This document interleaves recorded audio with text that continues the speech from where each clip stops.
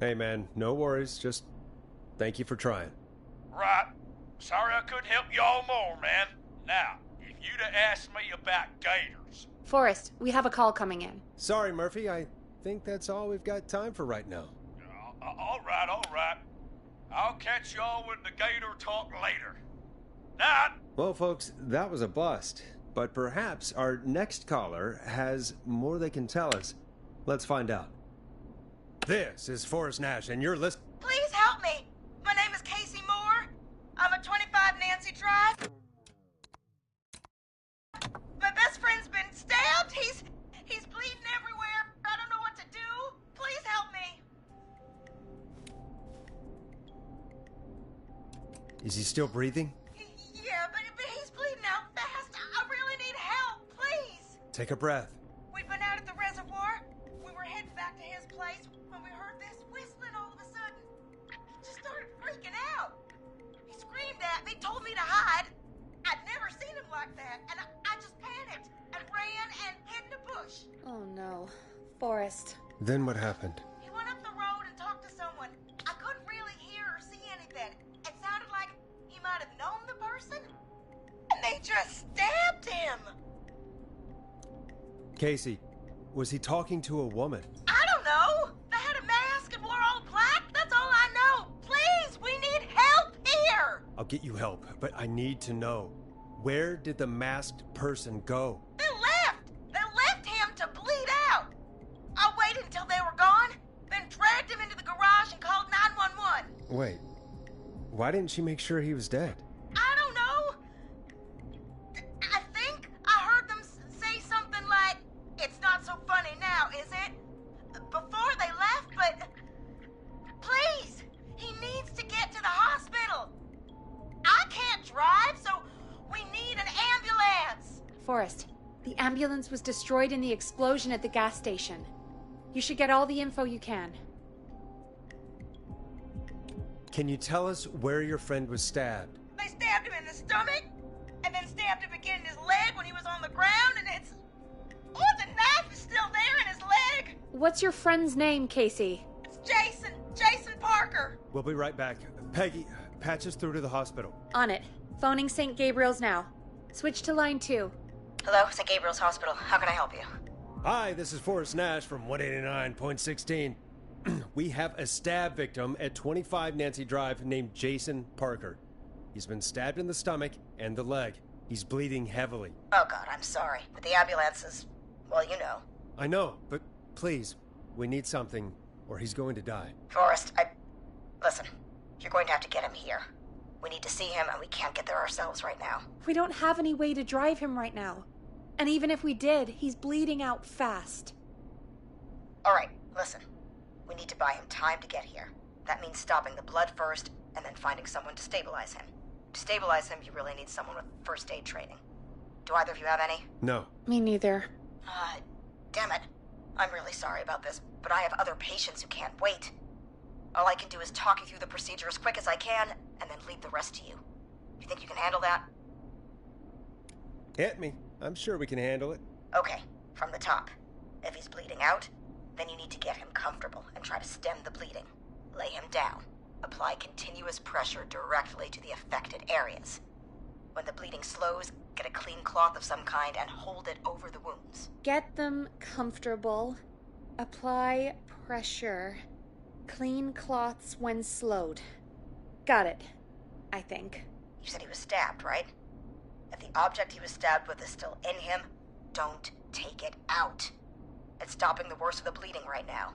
If anything, you should secure it so it stays where it is. I wouldn't have thought of that. It makes sense, though. God, that was a lot of info. But I think we can handle this. Glad you got it so far, because there's more to go. I'm still with you, Doc. What else do we need to know? If he's lost a lot of blood, he may enter shock. If he does, act fast. If you applied a cloth and it's bleeding through, don't remove it.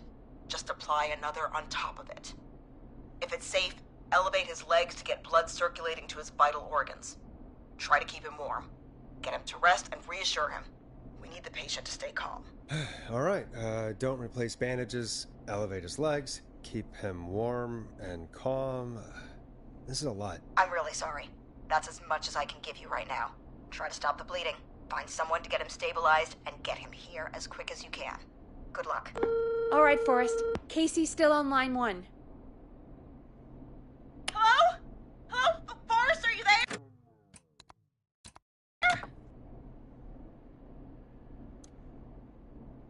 I'm here. How is Jason doing? Badly. He's still bleeding. I need help. I've been putting pressure on his stomach wound since you left, but he's still bleeding. I don't know what to do. That's good, Casey. The nurse said to do that. What about the knife in his leg? It's gotta be hell. Should I pull it out? No, don't touch the knife. The bleeding will get worse if you pull it out. Are you sure? I'm sorry. I'm gonna stop making suggestions. No, don't worry, Casey. We're a team here. We're all going to get Jason through this. Casey, is his leg wound bleeding right now? I hate looking at that knife. Yeah, it's bleeding. His stomach is worse, though. I think we need to secure the knife so it doesn't move around. Do you have anything you can tie around it? Yeah. There's some laundry piled up on top of the dryer, some cloths on the hood of the car, and what else? I guess I've got my jacket.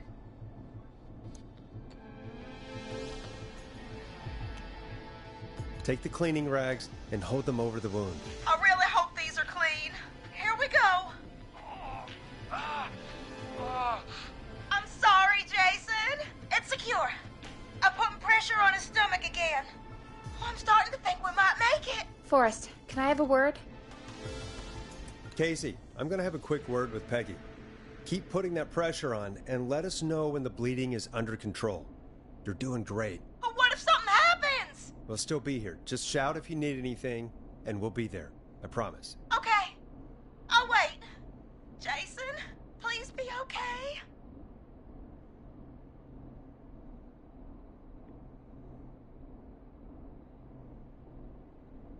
What's up, Peggy? We can't stay on the line with her all night. Dawn is still out there. What if other people need us? You're right.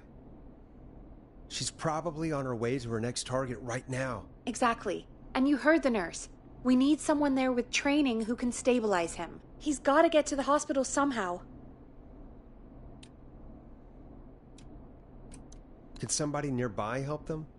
Maybe drive them to the hospital? You know, that's exactly what I was wondering. Do you have anybody in mind? I might. A little before you started working here, KFAM did a mandatory first aid training course. Me and Karen missed it because we were away on a producer getaway. You skipped it, didn't you? Never mind.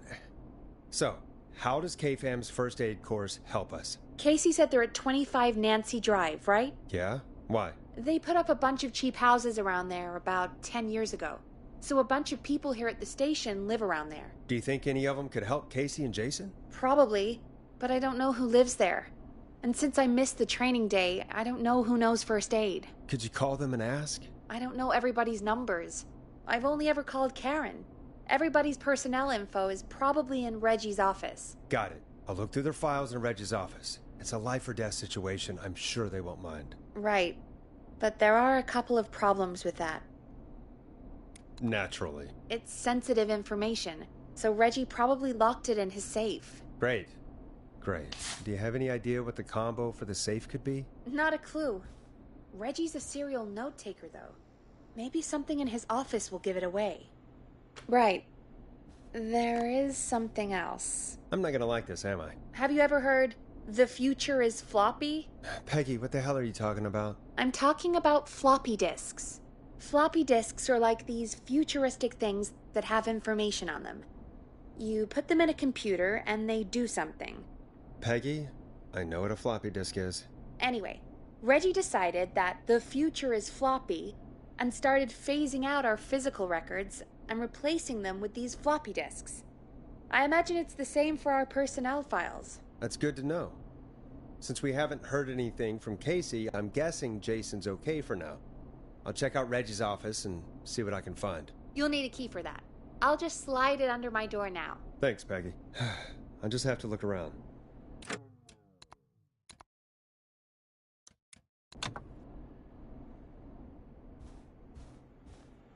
Good. I'll patch my mic down to the office so you'll hear me over the intercom.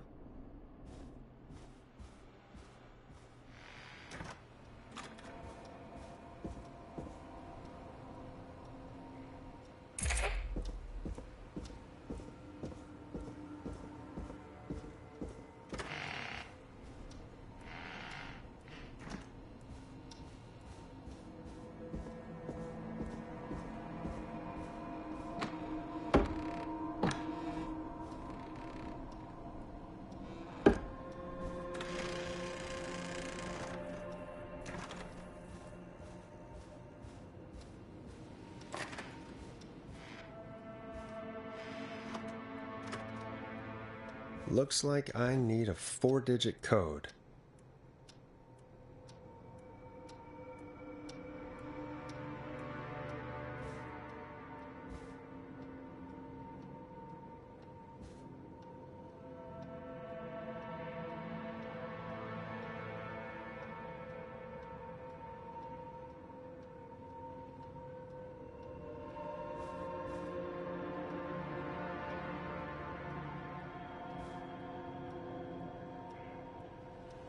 Hey, Peggy, you there? Yeah, I'm here.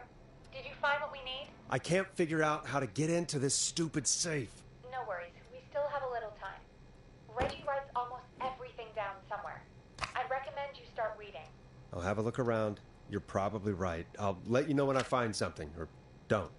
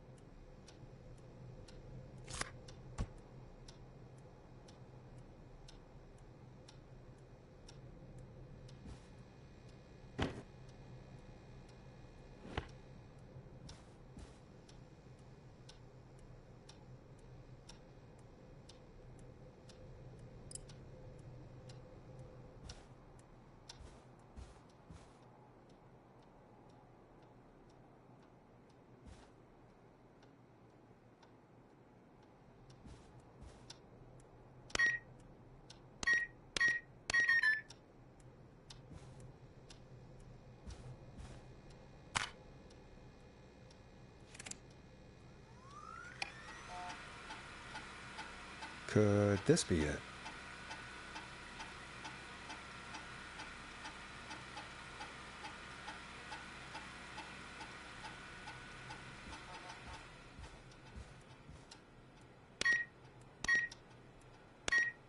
Nice!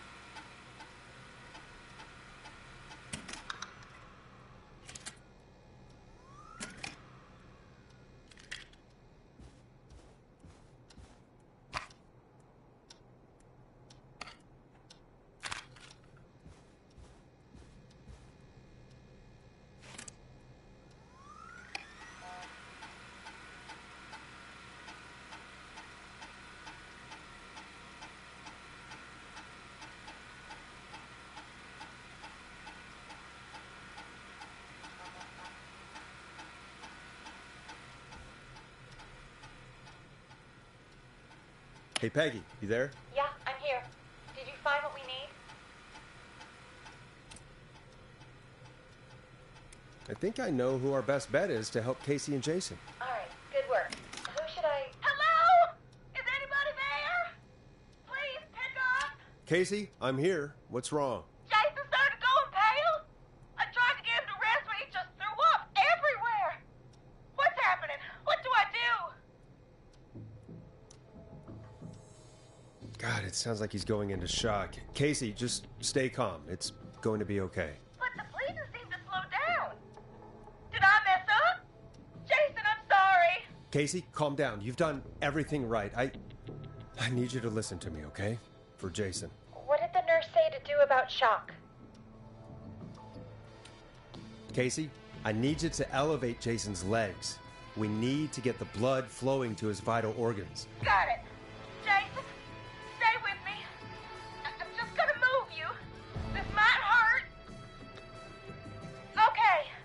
I propped his legs up on some boxes. I'm looking at my notes. We need to get Jason as warm and comfortable as possible. Do you have anything you could use nearby, Casey? Yeah. I still have some laundry next to me. I'll wrap him in some blankets. Just give me a second. Sorry. Jason's bleeding through his bandages. Should I get a new one? Or... Oh, God.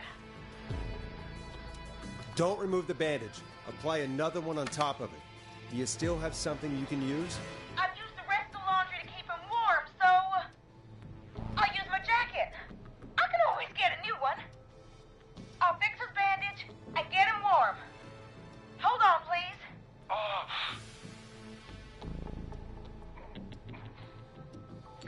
Sorry. I'm done. You're gonna be okay, Jason. Just relax now, okay? Sorry. I'm scared. He's not doing well.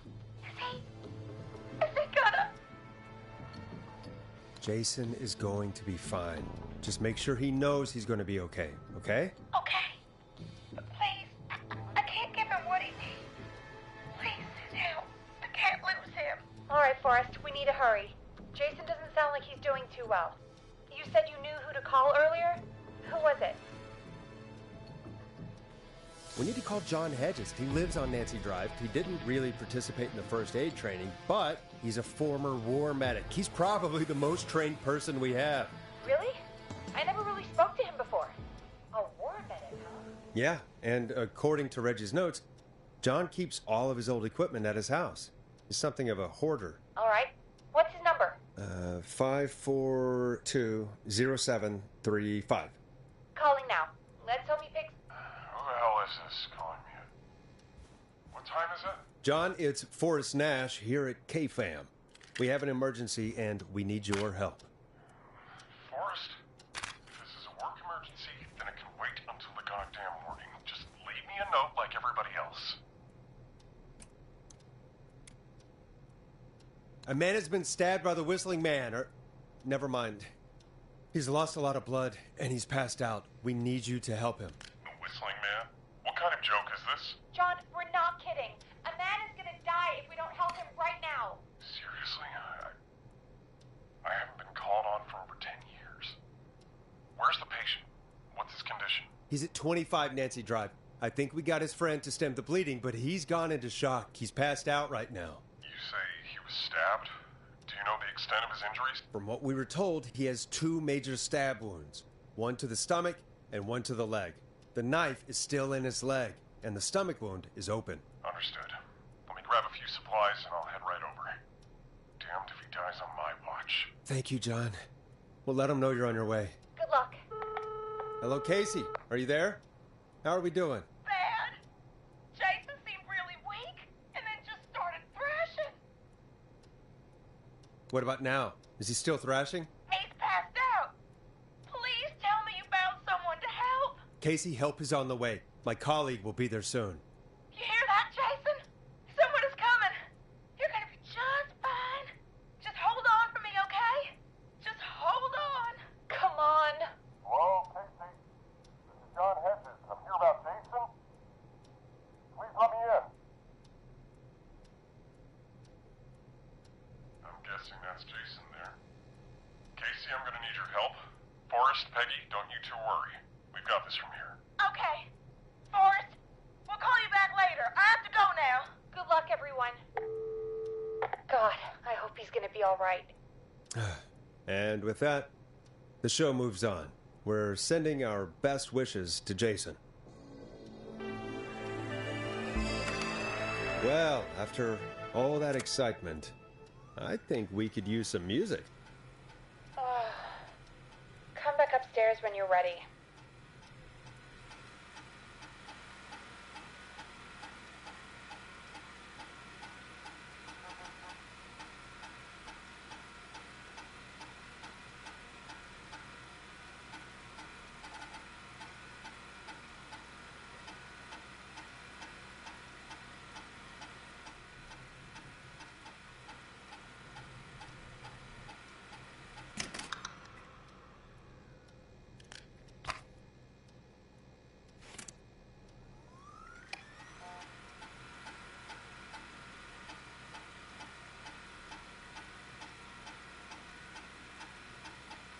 Play a record for us.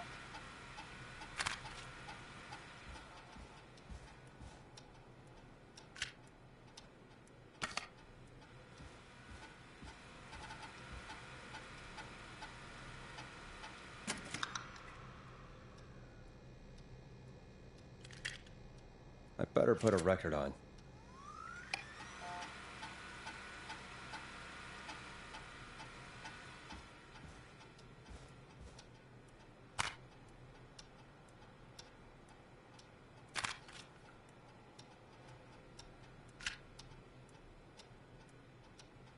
Dead air is a crime, Forrest.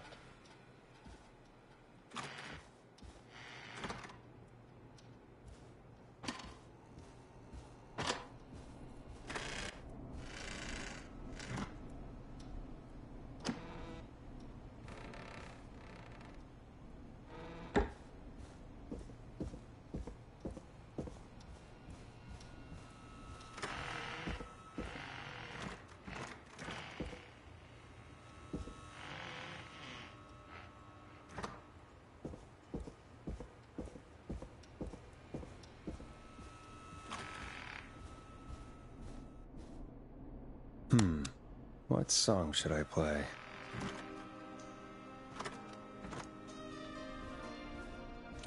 It's getting pretty late. This might be your last break for the night, so try to enjoy it. Give me a buzz when you want to go back on air.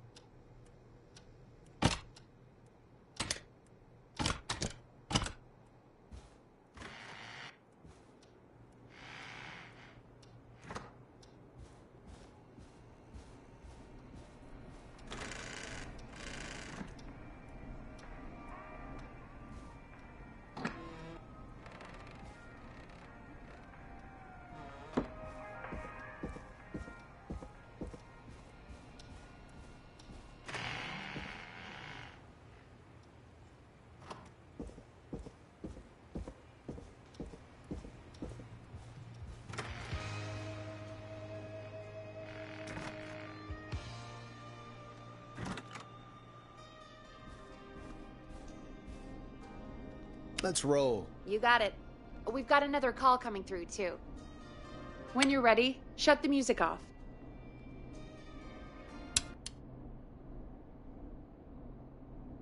Welcome back to 189.16, The Scream. I believe we have another caller on the line. How are you tonight, caller? Forrest, it's me, Roller Ricky. Oh, and Maxie's here too. Hello to you both. What's on your mind, Ricky? Actually, I think I have some info that might help you. Did you see or hear anything during the attack earlier? Not exactly. You see, man, me and Jason know each other. You know each other? Yeah, we went to Gallows High and played on the football team together. He was a gnarly offensive linesman, and I was our star wide receiver. Runner Ricky, they called me. All right, and what does that have to do with tonight? Well, because George, the guy who drowned, he was on our team too. Tell me about him. What was George like? I didn't know him for long, man. Sad to say. We had our first team party on the night he drowned. He seemed like such a good dude. Ricky, were you there when George drowned? No, man. Once the party turned, I beat feet out of there. Man, I remember George and his girl there. There was a whole lot of love, man. I could see it, you know? Ricky, listen, this is very important. I need to know everything about her. I didn't really know her before, or see her after that. I never even got her name, man. I just remember he called her Bean. Then what did she look like? Please, tell us anything you remember. I just remember a pretty girl, man. I'm sorry. Ricky, you said the party didn't last long. What happened? We were just having a good time, and then the next thing I knew, everyone was running for their life. I looked up and saw that goddamn whistling man in the trees. And I never ran so fast in my life. I ran straight home. Didn't know about George until next morning at school. I'm guessing it was whistling night, wasn't it?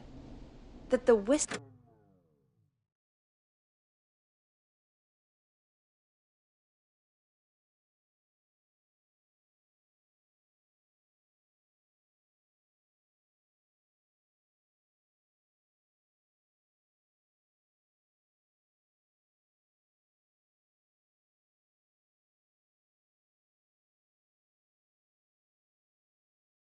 man was just another kid. Yeah. I don't know how George died, but I always felt like if anyone deserved to die that night, it should have been me. And Ricky, it wasn't your fault. You're not a bad person. I know that now, man. It took a long time to learn, but yeah, just thought I'd tell you all what I know. Thank you, Ricky. This helps. Thank you. You got it, man. Anyway, I think it's time for me and Maxie to free up your phone lines. Thanks for listening, man. I'll let you to it. Night, Ricky. All right, folks. Looks like we got a new lead in the case.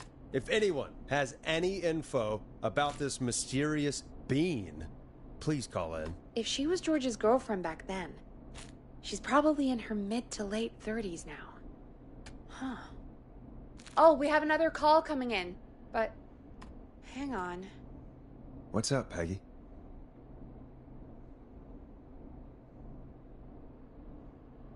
Peggy? You're gonna want to take this call off the air. Who is it? Just do it. All right, folks, it's time for another track. Here's one to help you sit back and relax.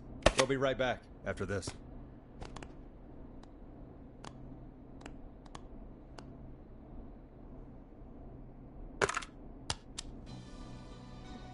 Hope you enjoy this one as much as I do. I hope this is good news, Peggy. Who have we got? Find out for yourself on line 1. Hello? Forrest, I'm glad I got back through to you. Sounds like it's been a busy night, huh? Surprise! It's Leslie, our 911 operator, leading the charge from Henderson to come save us. It's so good to hear from you. Are you okay? We're doing okay. Sarah and I are both happy to be headed back home. We're happy to have you too. Wait, Sarah? Oh, yeah, I mean Deputy Martinez. Anyway, we got back into radio range a little while ago. We've been listening in, but haven't been able to get through until now. It's been non-stop since you left. Please tell us you're bringing help. You bet! I'm leading a whole goddamn squad towards Gallows Creek as we speak. Turns out somebody had cut the phone lines. They had no idea what was happening. That's great news. That's crazy about the phone lines, though. Do you think the Whistling Man cut them? I'm guessing so. I don't know how the Whistling Man did it. But that doesn't matter right now. Listen, we're coming in hot, but we need your help. I know Gallows Creek isn't a big town, but if we don't know where the Whistling Man is, we can't get him. Her. That's where you come in. You can count on us. What do you need? It might be a long shot, but here goes. The Whistling Man already called up a few times. I bet she calls again. We're still a little ways out of town, so if she calls, stall her. Buy as much time as you can for us to get in. And while you're talking to her, try to figure out where she is. We'll be listening in, so once her location is known, we'll head straight there and end this nightmare. I'll do my best. I know you will. Heck, I can see the headlines now. Forrest Nash's interview of a lifetime.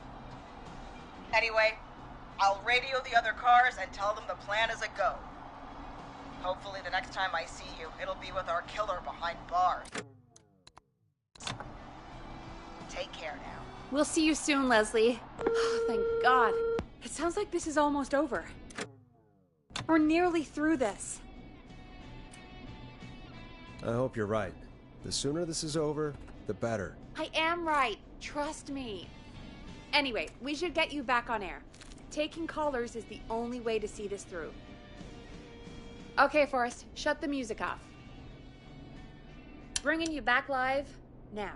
Welcome back to The Scream with me, Forrest Nash. The line is lit up, but before I get to our next caller, I just want to say, things are looking up. It's almost over. But for now, let's bring in our next caller.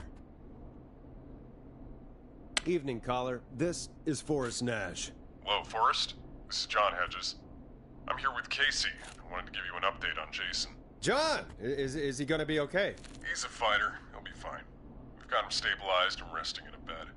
We're preparing to move him to the hospital. Thank you so much. If you hadn't been there, then... God, I don't even want to think about what would have happened. Of course, Casey. We're just happy he's okay. John, Casey, you two did all the work. Tell Jason to get well soon from us, whenever he's up for it. Well, why don't you tell him yourself?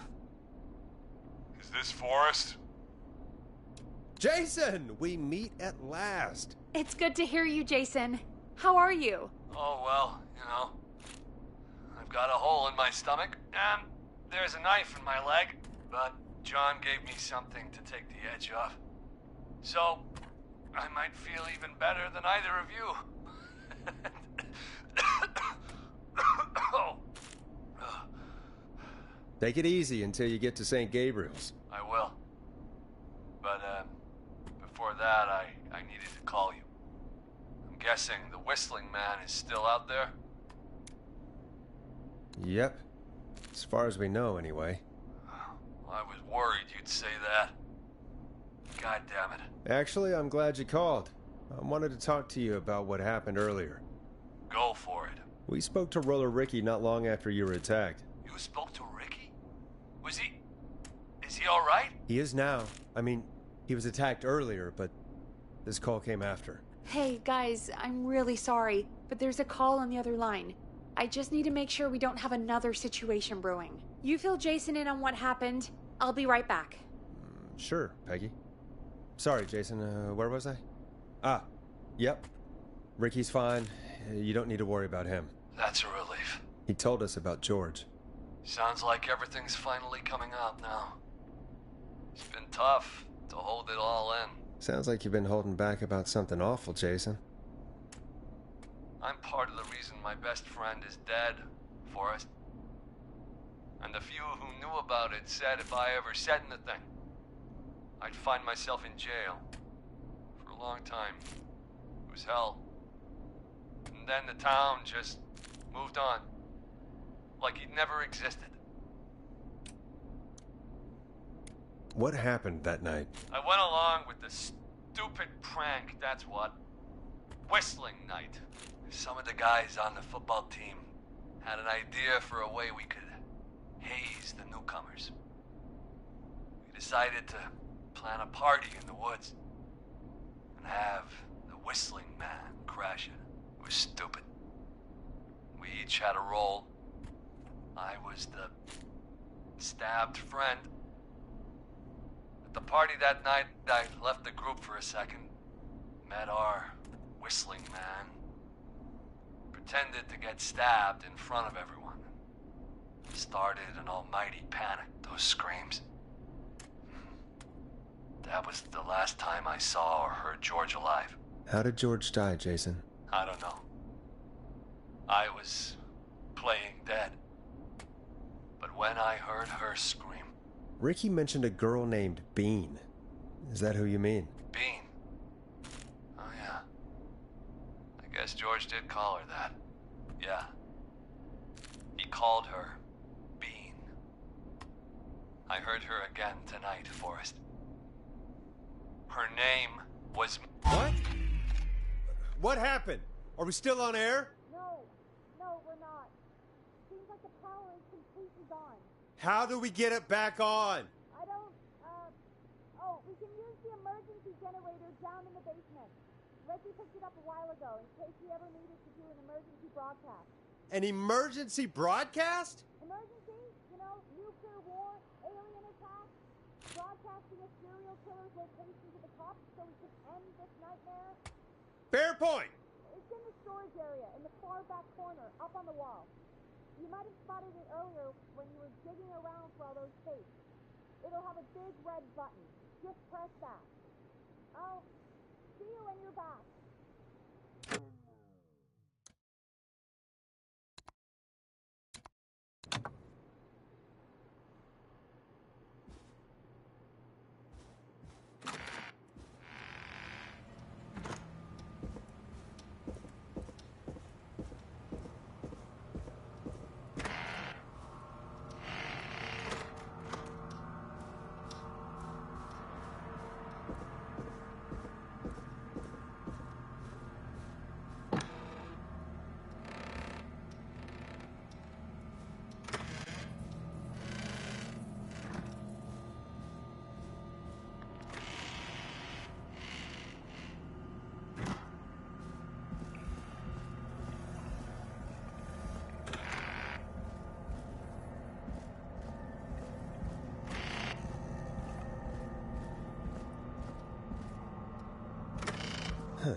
Far back corner. Why is this station so big?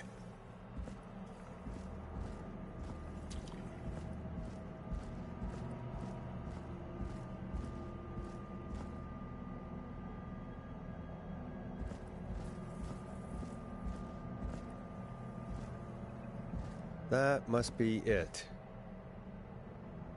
Boom! We've got power.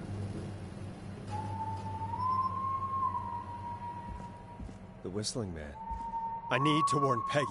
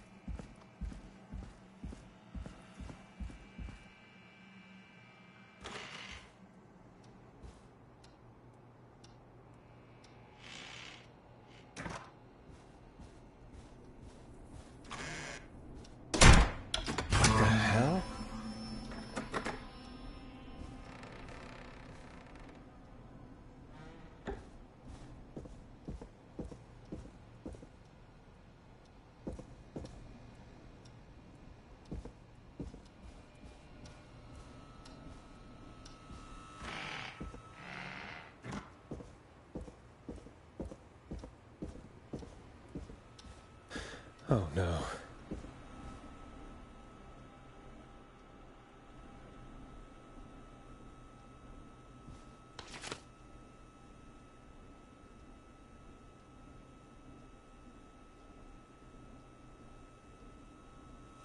Peggy, where'd you go?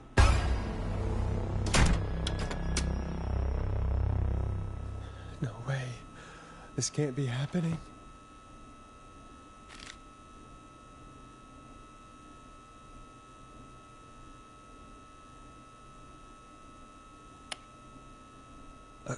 A call.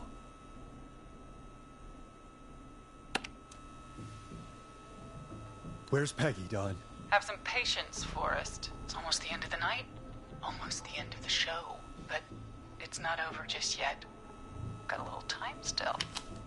So let's make the most of it. All right, let's. I'm happy to hear that. Huh? I thought we'd end tonight's Whistling Man special with a special guest. The one who started it all. Oh, let me take that out of your mouth and... You crazy bitch! Let me go! Welcome to the air, Mr. Teddy Gallows Jr. Wait. It's all gonna come out tonight, Teddy. Your daddy and his money saved you 20 years ago.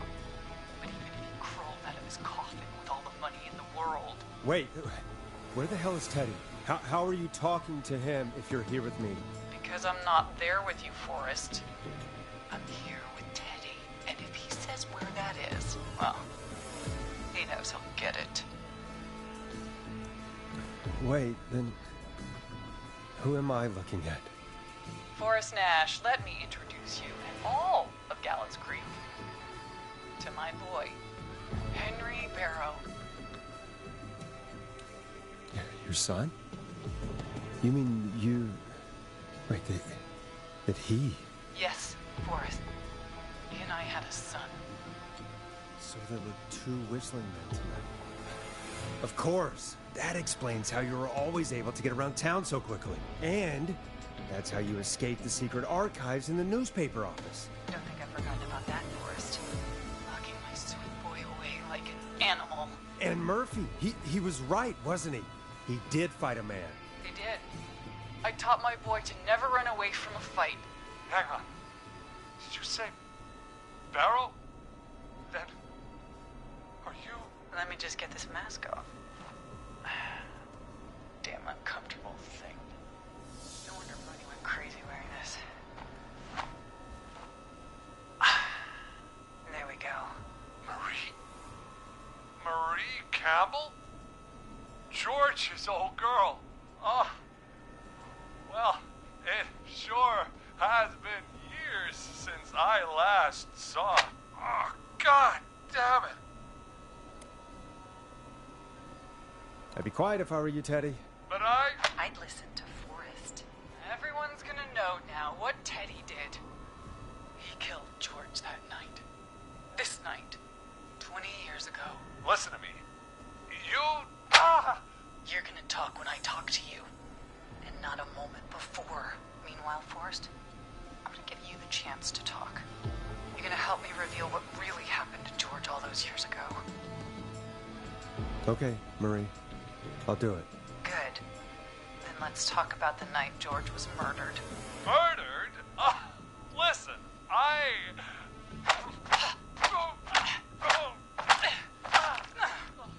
I said you speak when you're spoken to. Now, I know you've done some good work tonight in piecing together what happened to George 20 years ago, and that's why I want you to interview us. Interview you? All right. I can do that. Thank you. I want you to help me and Teddy tell the story, Forrest. Do a good job. And hell, you might be the only one to leave here alive.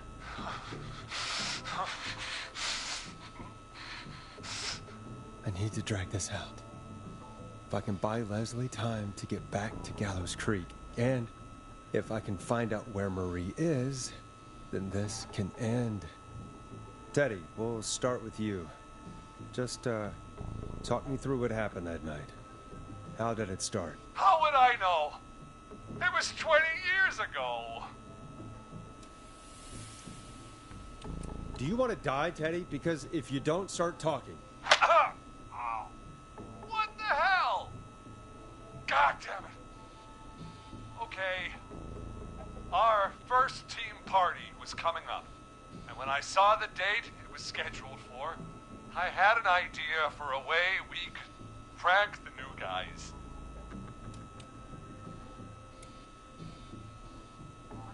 It was the night Mooney, the original Whistling Man, vanished. Isn't that right? That's right. Hell, it seemed too perfect to pass up. I was just surprised no one had ever thought to do it before. Wait. You mean this was the first Whistling Night? Keep talking, Teddy. We went up near Whistling Point. God, who was there?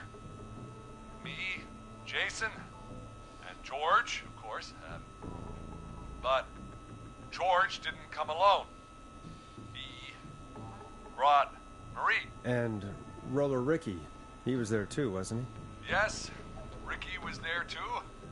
Runner Ricky, our wide receiver. I helped him off the bottle, you know. Because I'm a decent man. Is that so? Yes, it is.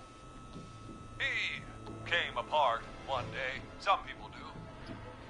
He had some issues. Wasn't stable. I didn't want him to hurt his chances in life. So, I helped him keep himself together.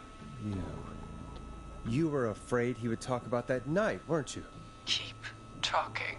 About midway through the night, we put the prank into action.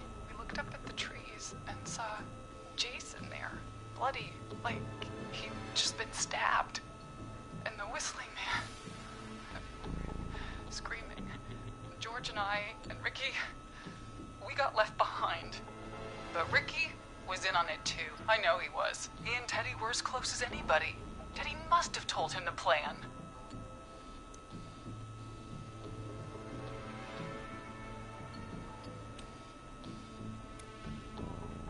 No, Marie, you're wrong. Ricky didn't know. What? Did you miss that part of the broadcast? I spoke to him earlier. He had no idea what was happening. He said he was as terrified as anybody. Isn't that right, Teddy? You didn't tell him, did you? Ricky never could keep his mouth shut. If we told him, he would have given everything away. But well, it doesn't matter. He didn't rip his mouth enough to tell anybody about it afterwards. He's still guilty. It was just a stupid prank. How can you still say it was just a prank? Oh, come on. God damn it.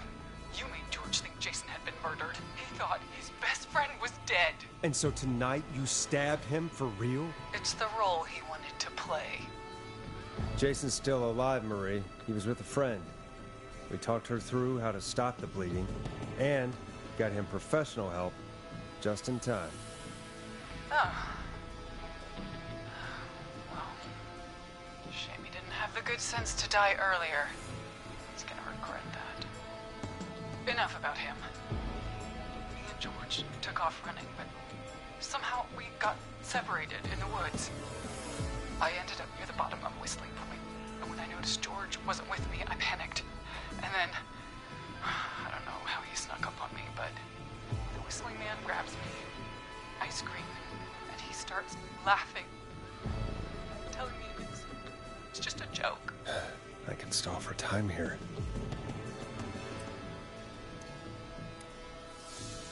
Who was it, Marie? Who was the Whistling Man? I suddenly recognized it was Chuck. Chuck Brody was the Whistling Man, laughing away. But then he stops, and he's looking up at the top of Whistling Point. What was he looking at? Teddy, what happened next? Nothing. I mean, it was just... Teddy? George fell off Whistling point. Why'd he fall, Teddy? He just... You pushed him. You were up there. You were dressed as the Whistling Man, too, and... I didn't push him, God damn it!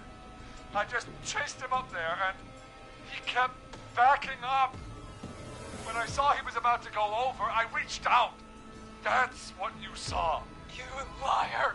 It's not my fault. He didn't know it was a joke.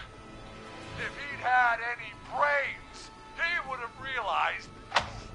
Ugh, you bitch. No one's going to believe this. After all you did.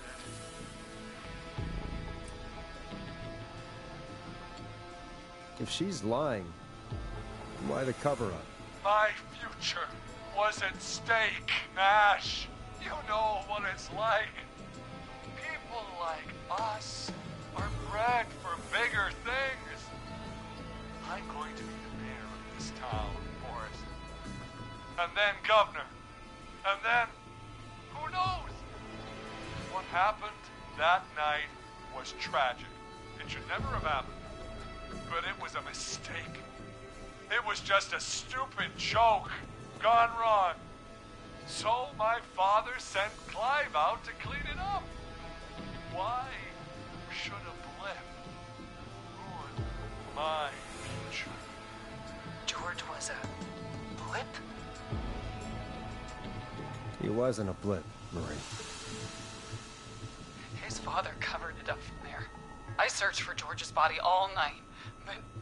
Sandra found him the next morning while out jazz running. She found him in the river, but she lied about that to protect Teddy. She said something about her rent going up, unless she... Teddy, did your father own Sandra Sharp's dance studio? It's Gallows Creek, not Sharp Creek. I'd answer the question if I were you, Teddy. Yes, okay. We own most of the town. That's it then. Your father was going to run her out of business unless she lied and said she found him in the reservoir instead of the river. What my father did in his business dealings is nothing to do with me. The false reports. That's why you killed Sheriff Matthews too, isn't it, Maria? Not just to get him out of the way, but... Everyone was in on it, Forrest. Even the coroner wrote a fake report. Said George was drinking. That he just got himself into trouble. And... I saw. I'm sorry. For all it's worth, Virginia didn't have much of a choice. She had a sick sister whose treatments she couldn't afford. She played along with the gallows to save her sister's life. And her own. Even still, she should have told the truth. I did my part. I tried everything I could think of. I even went to the newspaper, but no. That coward killed the story. We'll take care of Maurice Russell later.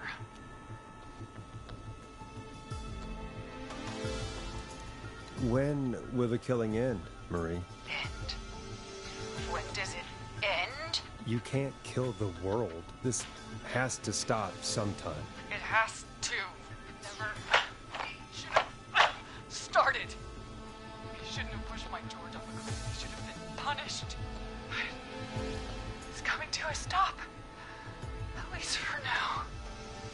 Here, where George and I first met, before he joined the football team, was right after he shot the winning throw. Wait a sec.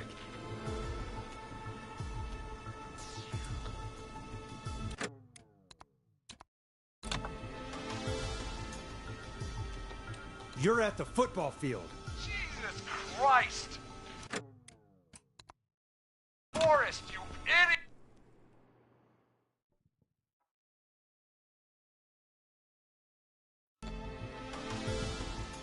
You're at Gallows Creek High, in the gymnasium. That's right, Forrest. Not that it matters, but yes, we're here. Anyway, I think that about wraps up the interview with Teddy. So... Marie? Where? Oh my God. Peggy! Teddy? You gotta help me. quiet. You'll talk more later. Now I have to talk to someone who mattered more than you ever did. Peggy. It's been so long since I've seen your face. I worried you wouldn't come. Marie! Oh my god. I thought you... And here I was, thinking you'd forgot me. I'd never forget my own sister. Sister? Peggy, what's happening? Why are you even there? Wanna explain, Peggy? Earlier, while you were speaking to Jason, I got a call. You remember? Well, it was from Dawn. She said that my sister Marie was there that night George died, and that I should come to the gym for a reunion. And when you walked in, you found out.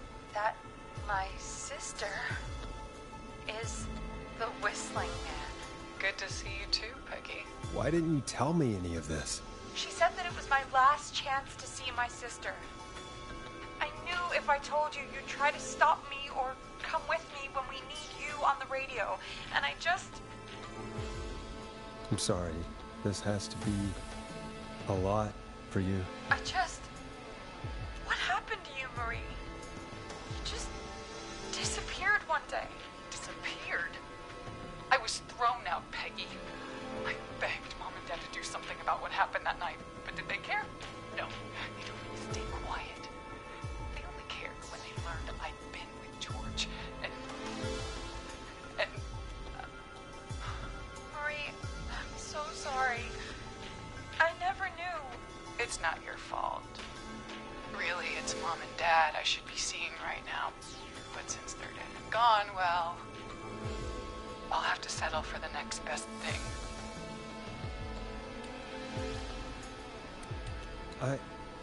Wait. Is that why you went after that kid in the maze? Eugene Stein? Because his parents? That's right. Eugene's parents were there that night too, but they got themselves killed in a bus accident. And since only their child was left... Marie, please. Mom and Dad are gone, Peggy. Besides, you forgot me. Just like the rest. You forgot. Marie, Peggy never forgot about you. Keep your mouth shut. She kept a card from you. She kept it here on her desk. What card? The card you made me for my 8th birthday. What does it say then? Happy birthday, Peg. Now you're great and 8. Love, M.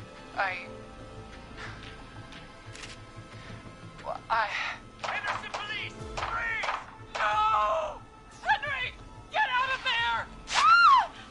Peggy! We have 2 wounded, and we're in pursuit of the suspect. Henderson police! Freeze! Forrest! Leslie, how's Peggy? She's been cut pretty bad, but we're here now. I'll be okay. God, Marie! Hey, Zara! I need you to look after Peggy. She needs help. Now, we got here just in the nick of time. Where's Marie? She bolted right as we got here. The police are right on her heels. It won't be long now. It's over, Forrest. Well, folks, it was a long night, but we made it through together. I'm gonna head off to go check on Peggy. This has been Forrest Nash. Let's make tomorrow better.